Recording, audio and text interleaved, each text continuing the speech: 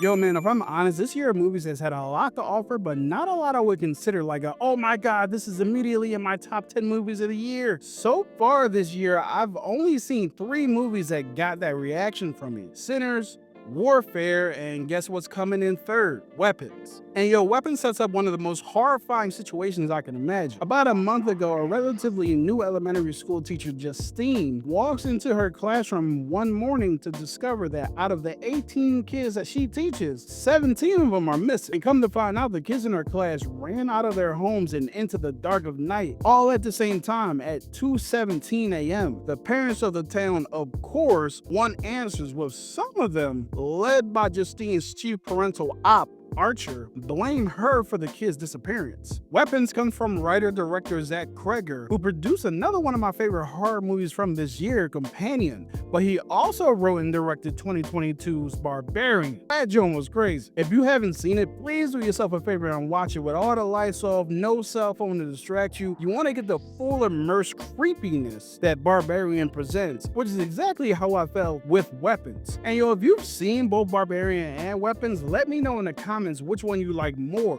And on your way down to the comments, there's a like, subscribe, and bell button that you'll want to hit to get more movie reviews from me. But let's get back into this horror movie, Weapons. A couple of months ago, I reviewed Bring Her Back, which was my second favorite horror movie of 2025 at the time. And in that review, I talked about how progressively hopeless I felt with each passing scene. I'm talking about no other, like no laughs, no nothing, no oh hurrah, yay, there's an overcome, no, hopelessness and despair. Weapons isn't like that at all. Weapons took me through a wide range of emotions that I was not expecting. Of course, with it being a horror movie, at some point you want the scares, and bro, Weapons delivers on that front. Actually, to tell you the truth, it kind of over-delivered. There's a bunch of jump scares in this joint, and I would be lying if I didn't let out a little, you know what I mean, like, oh shit. The girl that was sitting right next to me was laughing at me because she was not nearly as scared as I was. As a matter of fact, there's one thing that we need to keep between me and you. There's one jump scare in this joint that had my whole left leg in the air. I'm talking,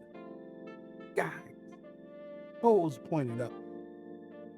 But we're not going to talk about that anymore. After you've seen Weapons, or if you've already seen it, I want you to come back and guess what scene had my leg in the air. Oh, I told you we're not talking about that no more. Hey, but you asked a question. No, I didn't. Keep that to yourself. Let me know in the comments what jump scare you thought had my toes pointed up. But yo, when it wasn't the jump scare that got me, it was seeing some shit on screen slowly develop into a situation that you knew would not end well. Somebody will be talking or asleep somewhere they had no business being, and out of the distance, you just see what could only be some extreme bullshit coming their way. And I'm sitting in my seat squirming, panicking, looking at them like, yo, get out of there. Like they can actually hear me. There's actually not a lot of body horror in this genre, but when it happens, it happens. Twice this year, I've been traumatized by something that happened in somebody's kitchen. Bring Her Back was the other time, just in case you were wondering. But I said a wide range of emotions, and I mean a whole range, because one thing I was not expecting from this horrifying gore fest was how funny it is. I mean, like legit belly laughs. And the dope part is that the movie never stopped. It never felt like it was pausing in service of the laugh.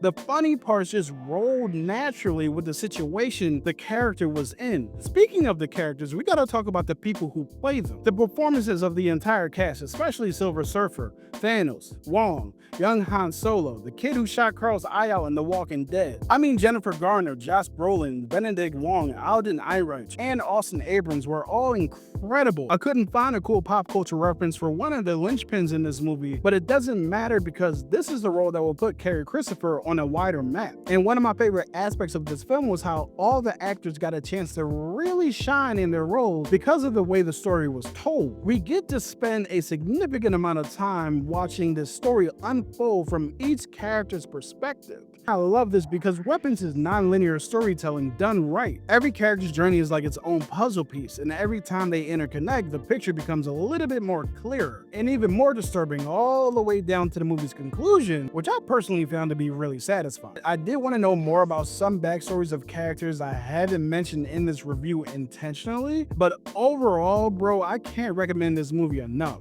Weapons is my second favorite horror movie of this year, right behind Sinners and a few spots in front of Bring Her Back. I'm pretty sure Companion's sandwiched in there somewhere. Let me know what you thought of Weapons, and if you enjoyed my review of Weapons, check out my review of Sinners and Bring Her Back. Both of these movies I absolutely love, and I would love for you to see my thoughts on it. But that's a wrap for me for now.